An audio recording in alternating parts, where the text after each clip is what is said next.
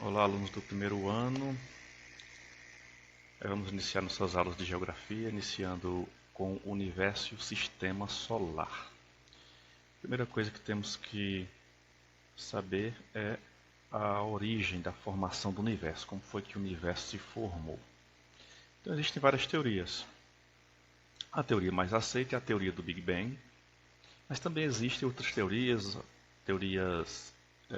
referente à mecânica quântica, e várias outras, mas a mais aceita é a do Big Bang. Também tem a teoria estacionária, que afirma que as distâncias entre um astro e outro, as distâncias entre uma galáxia e outra são constantes. Então, por essa teoria, não houve ou não há expansão do universo. O universo está estacionado, então ele sempre existiu e também não vai ter fim. Segundo essa teoria, é algo que vai permanecer para sempre.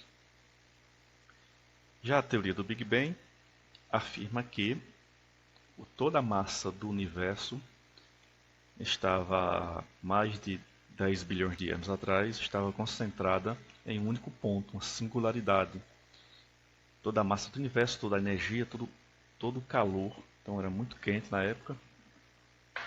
Segundo essa teoria, tudo estava concentrado nesse único ponto quente. E a partir de um momento houve uma grande explosão, daí o nome Big Bang, uma grande explosão em que essa massa que não tinha formato, era disforme, começou a se expandir. Então os gases e a energia proveniente dessa explosão começou a formar, a dar início às primeiras galáxias, a dar formação às primeiras galáxias, que continuaram a se expandir. Essa observação de expansão do universo já foi comprovada através da medição de distâncias entre uma galáxia e a outra. Então percebeu-se que ocorreu o distanciamento. Então, de certa forma, a teoria do Big Bang, em partes, está correta, pelo menos o ponto de vista em que o universo está se expandindo. E as distâncias entre os astros, entre as galáxias, está aumentando. Então o futuro é se expandir cada vez mais e ficar o universo cada vez mais escuro e frio. A partir daí, existem dois modelos para a expansão do universo. Justamente a expansão contínua, o modelo aberto, em que essa expansão é contínua, ela não para, o universo vai se expandindo, crescendo cada vez mais, e as galáxias vão ficar cada vez mais distantes umas das outras. Consequentemente, os buracos negros que ocupam o centro da galáxia vai consumir toda a energia dessas galáxias e elas vão se apagar em um futuro muito distante ainda. Então, o futuro do universo, segundo o modelo aberto, é que ele ficará apenas um vão escuro, sem luz, e tudo vai deixar de existir. Esse é o modelo aberto, seguindo a teoria do Big Bang. No modelo fechado, afirma que o universo está em constante expansão e contração. Ele se expande, se expande, se expande até o máximo que consegue. A partir daí, como se tivessem 4 paredes no final do universo. Daí ele volta a se contrair até novamente se concentrar em um único ponto, em uma única singularidade no centro do universo. Então essa contração e expansão é contínua. Isso aí dá a entender que já houve uma ou várias expansões e contrações do universo, então nós não estamos na primeira expansão, primeira contração. E se tem um limite, significa que poderia existir outros universos em cada parede do universo que nós nos localizamos. Então tudo isso aí parece coisa de ficção científica, mas são teorias que os cientistas levam a sério e tentam estudar da melhor maneira possível. Então aí temos a teoria estacionária, que tudo já existiu desde sempre, que nada muda de lugar. E a teoria do Big Bang, que é a mais aceita, em que o universo se expandiu a partir de um único ponto de concentração de massa.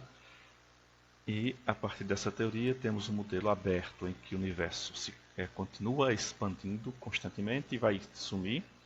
E um modelo fechado que ele nunca vai sumir, ele se expande e depois se contrai, formando um novo ponto de singularidade e a partir daí vai se expandir de novo. A astronomia é a ciência que estuda os astros e estuda a expansão do universo, estuda as galáxias, a formação dos planetas, tudo isso é estudado pela astronomia. Mas não é de hoje que o ser humano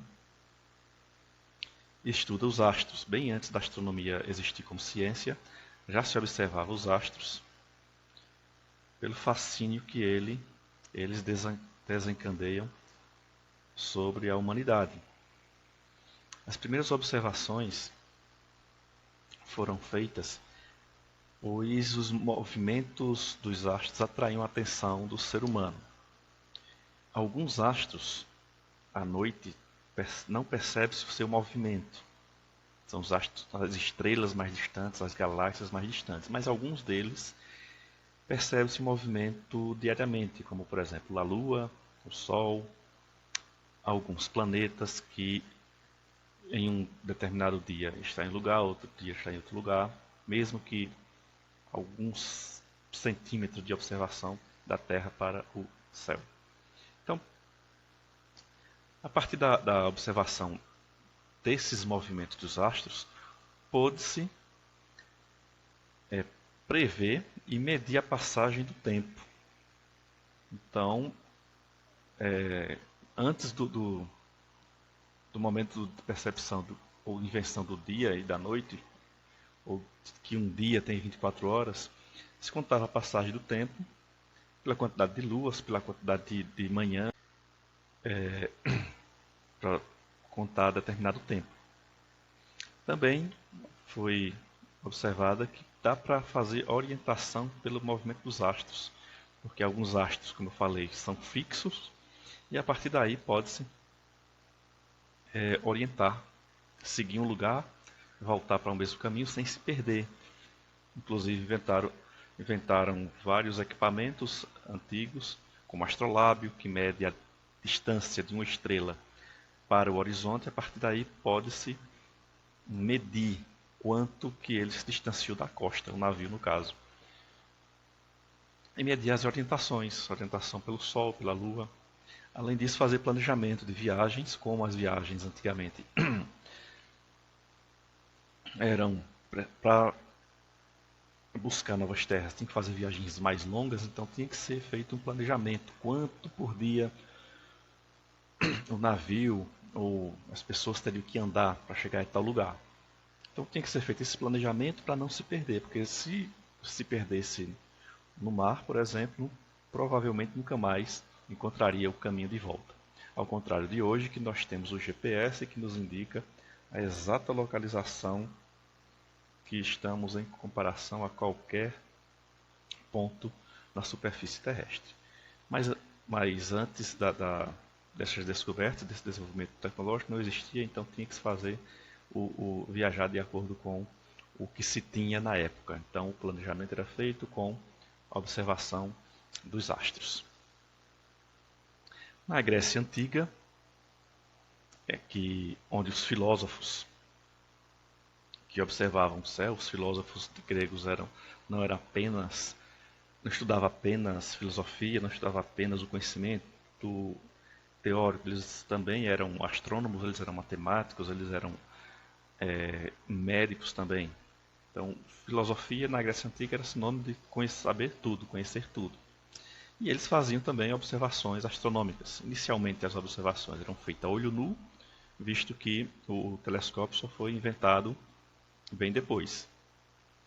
E mesmo assim eles percebiam que algumas daquelas estrelas se moviam e outras não se moviam. Algumas estrelas tinham um brilho cintilante, ela mudava de tonalidade de cor, ou seja, ficava piscando, e outras estrelas não piscavam, tinham um brilho constante.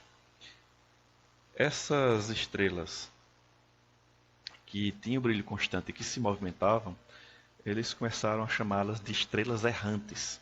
Essa denominação errante significa que não tem ponto fixo, elas se movem.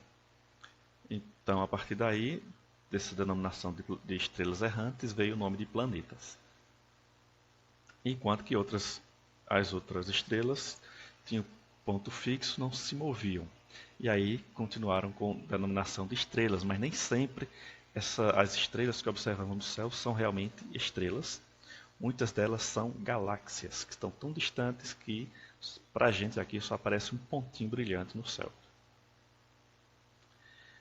Existem vários modelos ao longo do tempo, na verdade, alguns modelos que foram desenvolvidos do universo e também do sistema solar. Mas vamos ver aqui dois desses modelos, que são os mais conhecidos, que foi o modelo geocêntrico e o modelo heliocêntrico, que antigamente eles achavam que o universo se resumia apenas a um sistema solar, que as estrelas estavam bem próximas do nosso sistema. Então eles não tinham a ideia ainda de um universo imenso com várias galáxias, vários sistemas planetários e vários outros planetas mais distantes. Então o primeiro modelo que foi desenvolvido foi o modelo geocêntrico, como mostra aqui nesse desenho, em que a Terra, que é exatamente o que significa geo, está no centro do universo. Então, todos os outros astros, a Lua, os planetas, o Sol e todas as outras estrelas estão orbitando a Terra ou girando em torno da Terra. Esse é o modelo geocêntrico que foi desenhado primeiramente por Aristóteles em 384 a 322 a.C., a vida de Aristóteles, mas foi percebido, ou seja, foi idealizado inicialmente por Ptolomeu. Não, na verdade, Aristóteles idealizou e Ptolomeu foi o primeiro a fazer o desenho do modelo geocêntrico. Aristóteles foi um dos primeiros filósofos da antiguidade, e Ptolomeu já depois de Cristo. Então ele foi o primeiro a desenhar esse modelo, que durou por muito tempo. Durante a Idade Média, ele voltou a ser acreditado, principalmente pela imposição da igreja cristã da época, pois a Terra, como formada por Deus, seria o centro de tudo. Então todos os outros astros estavam girando em torno da Terra. Mas para os principais conhecedores da época, mesmo na Idade Média, ainda já não acreditavam mais nesse modelo geocêntrico. Então, esse modelo a Terra como centro do universo. Já o modelo heliocêntrico, desenvolvido por Aristarco, então veja que Aristarco viveu bem antes do que Ptolomeu. Só que Ptolomeu desenhou o modelo geocêntrico. E Aristarco foi o que idealizou o modelo heliocêntrico, antes de Cristo, bem próximo à época que viveu Aristóteles. Só que isso aí eram teorias ainda, então eles idealizavam. Aristarco percebeu que o Sol que está no centro, que a Terra tem um movimento em torno do Sol. Ele percebeu isso observando os outros astros, que alguns astros ficavam em local oposto ao Sol e da Terra não dava para perceber, para ver esse astro do outro lado. Então aí foi que ele percebeu que realmente os astros estão girando em torno do Sol e não em torno da Terra, como Aristóteles acreditava. Aí veio Copérnico, já no final da Idade Média, e comprovou isso fazendo suas medições. Já existia o telescópio, já existiam as lunetas, então ele fazendo essas observações e medições foi que ele comprovou cientificamente e, e descreveu todo o movimento dos astros em torno do Sol até o ponto que podia se ver, que é justamente Saturno e algumas estrelas fixas que não se movem de lugar, né? Tem a sua posição fixa. Então o modelo heliocêntrico tem o Sol como centro do universo. Essa denominação hélio significa Sol em grego, né? Só que o Sol tem seu combustível o hidrogênio e não o hélio. E por que é que nós, sempre que nos referimos ao Sol, temos essa tradução para hélio em grego? Justamente devido à força da fusão nuclear que ocorre no interior do Sol, no núcleo do Sol. O hidrogênio é pressionado a uma temperatura de mais de 100 milhões de graus Celsius, a partir daí o núcleo do hélio do hidrogênio se funde e forma o hélio. E esse hélio é exposto na coroa solar. Então a observação é que em torno do Sol existe gás hélio, por isso a denominação hélio para o Sol. Atualmente, o modelo do universo é que ele é um universo muito grande, teve sua expansão a partir do ponto em que concentrava toda a massa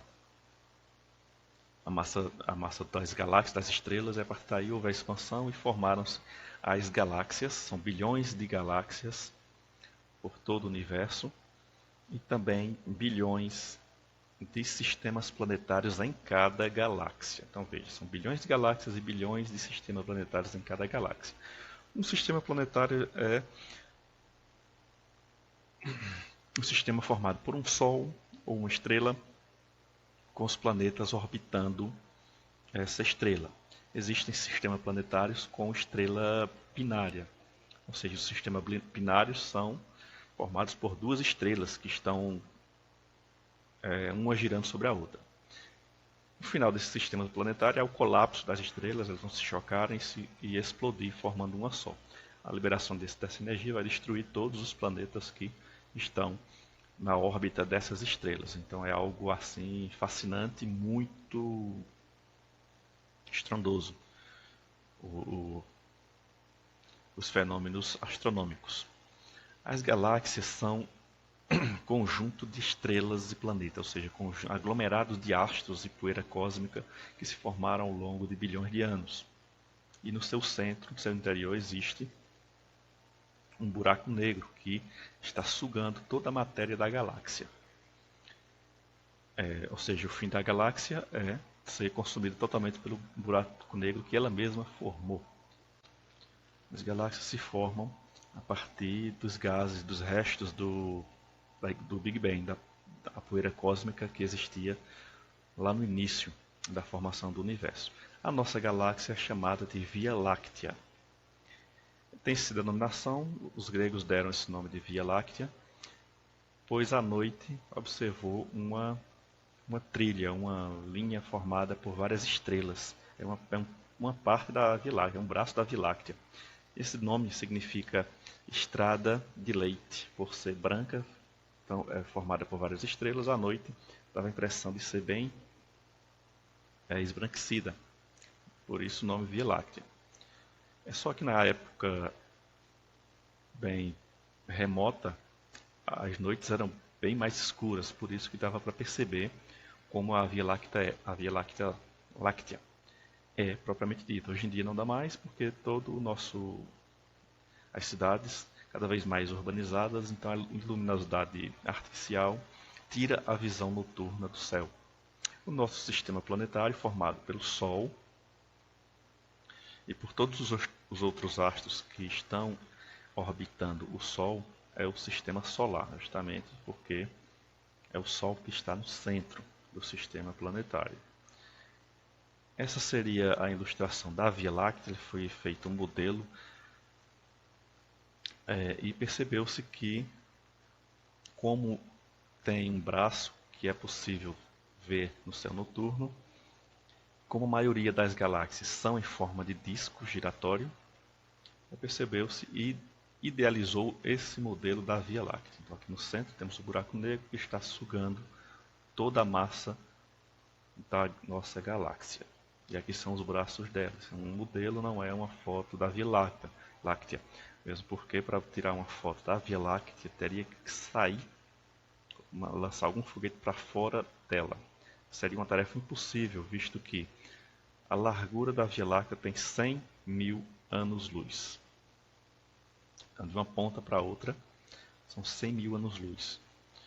Então, a Terra mais ou menos fica por aqui, segundo os astrônomos. Então, para sair daqui e da Terra e até o ponto mais distante possível da Via Láctea, ou seja, o ponto mais próximo da Terra, que se possa sair da Via Láctea, no mínimo gastaria aí uns 10 mil anos-luz. Isso aí é algo totalmente impossível de se fazer. Então a Via Láctea é algo que o ser humano nunca vai conseguir observar. Então para tentar contornar isso, eles desenvolvem satélites que levam os telescópios. A partir daí eles observam outras galáxias para tentar desvendar o segredo da formação de nossa galáxia. Eu falei que toda a massa da galáxia vai ser consumida pelo buraco negro, mas nosso planeta está longe, vai demorar ainda um pouquinho. São bilhões e bilhões de anos ainda para que o buraco negro suga toda a matéria da galáxia. Aqui nós temos outro exemplo de galáxia, né? Essa é a galáxia borboleta, ou a nebulosa borboleta, que é uma galáxia ainda em formação. A gente observa que tudo isso aqui, seria as asas da borboleta, ainda são gases e poeira cósmica, e o centro da galáxia está atraindo toda a massa desses gases, e aqui vai começar a se formar. Esse processo de formação das galáxias, como eu falei, leva bilhões e bilhões de anos para ser concluído. Isso é uma galáxia esférica, apenas um aglomerado de astros e poeira. A nossa é em forma de disco, né? A maioria das galáxias são em forma de disco, mas existem essas galáxias em forma de esfera. Aqui o ponto é o ponto em que tem o buraco negro que atrai toda a massa dessa galáxia. E essa é uma galáxia disforme.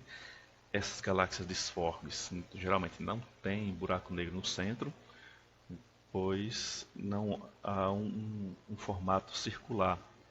As galáxias esféricas têm formato circular, as galáxias em espiral também têm, vejo que várias estão aqui próximas, mas as disformes não têm. Então, ela ainda está se juntando, são galáxias muito pequenas ou que não teve uma força gravitacional muito grande para juntar a sua massa em um único ponto e criar esse buraco negro que vai atrair toda a massa para o seu interior. O nosso sistema solar, que é formado pelo Sol, é o astro principal, 90% da massa de todo o sistema solar, aliás, 99% da massa de todo o sistema solar está no Sol. Então é o grande astro, a grande estrela do sistema. A partir do Sol, nós vamos ter o planeta Mercúrio, que é um planeta sem atmosfera. Por ser muito pequeno, ele não teve força gravitacional para segurar os gases e compor uma atmosfera em Mercúrio, por isso ele não tem atmosfera. Em seguida vem Vênus, que é quase do tamanho da Terra. Vênus tem uma atmosfera muito densa, formada principalmente gás carbônico. Por ser tão densa assim, é o planeta mais quente, então seu interior tem temperaturas muito rigorosas aqui, que não daria para ninguém sobreviver. Aí temos nosso planeta Terra, Depois Marte tem aproximadamente a metade do diâmetro da Terra e ele tem uma atmosfera também, só que é uma atmosfera venenosa, formada por enxofre, dióxido de carbono e também amônia. Então não daria para respirar na atmosfera de Marte. Depois de Marte, nós temos o cinturão de asteroides, que acredita-se ter sido um planeta que se espatifou, algum asteroide bateu nele, se destruiu, ou algum cometa, ou se chocou com outro planeta e aí se despedaçou todinho e formou um cinturão de asteroides. Outros teorizam de que esse cinturão de asteroides seria os restos da formação dos planetas internos. Esses planetas internos são rochosos, têm sua composição basicamente formada por rocha, e seria os restos da formação dos planetas, esse cinturão de asteroides.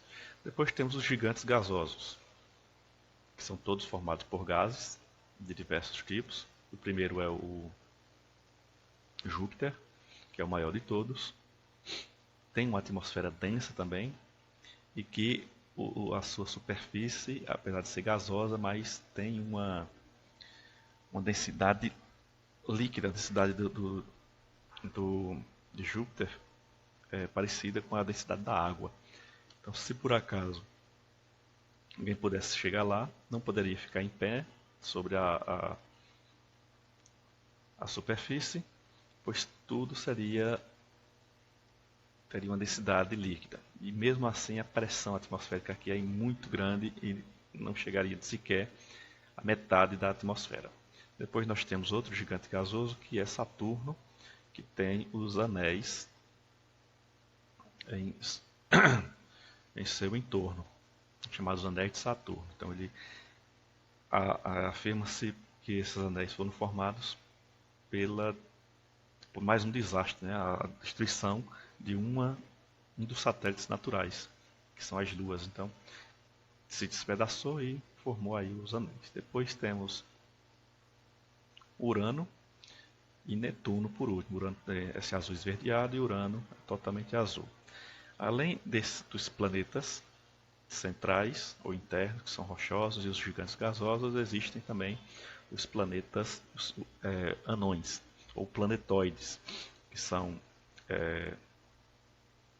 tem Makemake, tem Ceres e tem Plutão, que são planetas anões que foram denominados há pouco tempo. Da Terra até Urano, todos os planetas têm satélites naturais, que são as luas que estão em órbita desses planetas. A Terra só tem um, Marte tem 2 e os gigantes gasosos tem muitos, tem 64, 32, dependendo de qual planeta for. Nós vamos estudar os planetas individualmente na próxima aula. Agora vocês vão fazer essa pequena atividade. Vocês vão anotar no caderno tanto o texto dos slides quanto a atividade. Escrevam no caderno, respondam no caderno. Aí vocês vão tirar uma foto da atividade feita e enviar para mim pela sala do Classroom, quando ela estiver aberta. Então, primeira questão, explique a formação do universo. Dentro das teorias que nós vimos, você vai explicar qual a teoria mais aceita e como é que o universo se formou. Qual a ideia que você tem da formação do universo? O segundo é, qual a importância das principais observações do espaço? Principais não, das primeiras observações do espaço. As primeiras observações do espaço lá nos primórdios da humanidade tiveram uma importância muito significativa para a nossa vida em relação à passagem do tempo, em relação à orientação. Então, explique essa importância para o ser humano hoje das primeiras observações do espaço. A terceira, a partir de que as galáxias se formam? Então, as galáxias se formam a partir de quê? A partir de que material? Qual é a matéria primordial da formação das galáxias? E o quarto, porque sabemos que a Via Láctea tem um formato de espiral.